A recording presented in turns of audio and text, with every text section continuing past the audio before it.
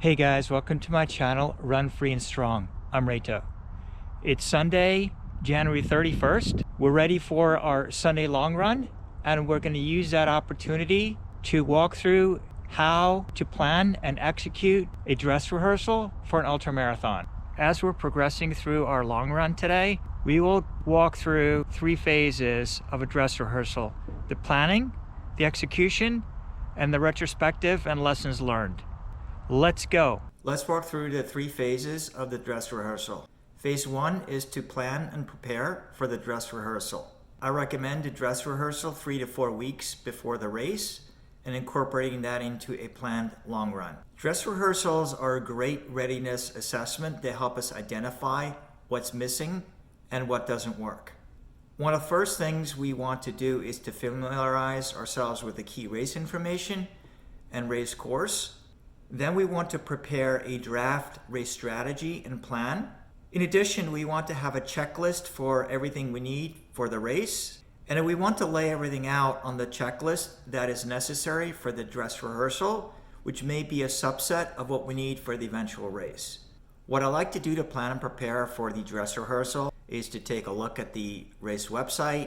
The example here is the Yeti 100-mile ultramarathon in Damascus, Virginia, which I attempted in 2020. And as we scroll through the race website, we can see everything from the race information to the course detail, including elevation profile.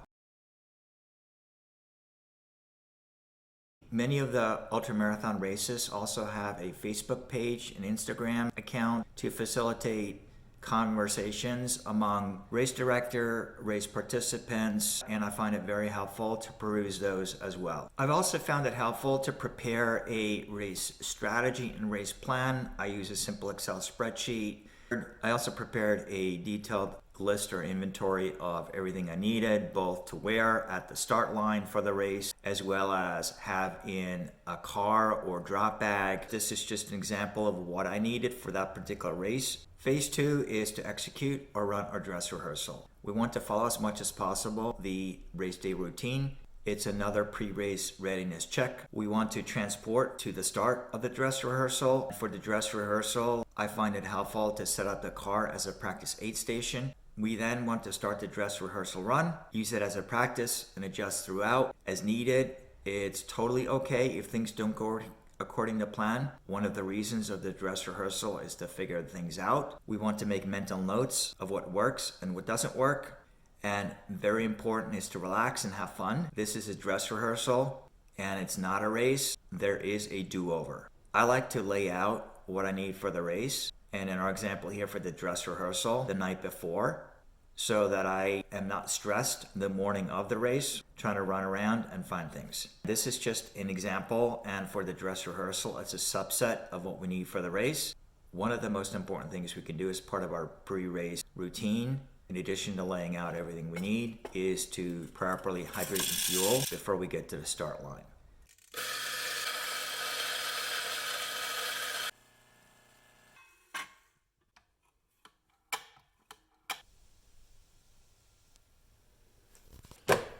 For the dress rehearsal, I recommend doing exactly what we would do for the race.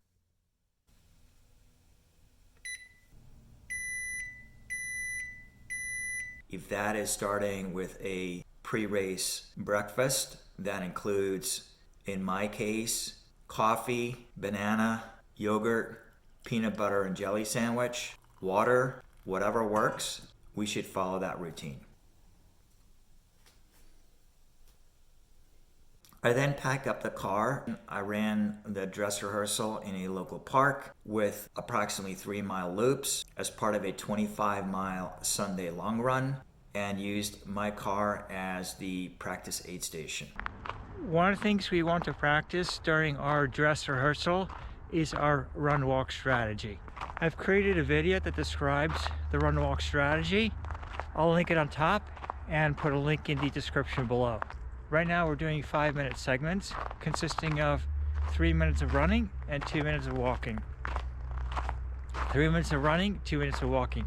Rinse and repeat. We've described in the video how to figure out what strategy might work best for you. It's very much individualized and it may even change during an ultra race, as we've described in that video, particularly if the ultra course has elevation gain where we climb and descend. So our 2-minute walk is up, and it's time for a 3-minute run. We'll get going again.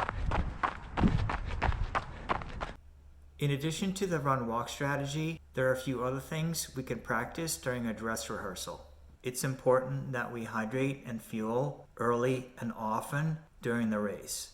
This ensures we do not become dehydrated nor incur a caloric deficit, both of which would be very difficult to recover as the race progresses. Running an ultramarathon will stress our gastrointestinal system, and it is very likely that as the race progresses, it will become more difficult for us to fuel and absorb and digest what we need.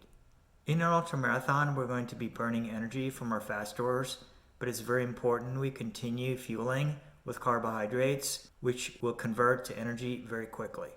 Also worth considering is our needs and cravings for food may change during the course of an ultramarathon. For example, we may start off with gels and energy bars, and as the race progresses, our appetite for salty foods as well as warm, more substantive foods may increase. Dress rehearsals are also a great opportunity to test our running shoes and our clothing. This includes things like, do we need to tape up our feet before putting on our socks and shoes? Do we have clothing that rubs or chafes and we need to apply some lubricant or lotion? I've also found it helpful to change certain clothing from time to time. As we sweat, our clothing becomes uncomfortable, and this is also an opportunity to have a mental refresh and feel good, putting on some nice, dry, clean clothes. As we're running our dress rehearsal and moving in and out of our practice aid station, it makes sense to take a peek at our watch as we enter and leave, so we have an idea of how much time we're spending, and that'll also be useful in the retrospective to go back and update our race strategy and race plan. Last but not least, we haven't yet covered the mental aspect of the ultramarathon. We can use a dress rehearsal to help us visualize the race and go through various scenarios in our mind. There are going to be ups and downs during the race, and it's a good idea to see how we feel during various parts of the dress rehearsal and how we use our mental strength and visualization to push through until we hit the next high.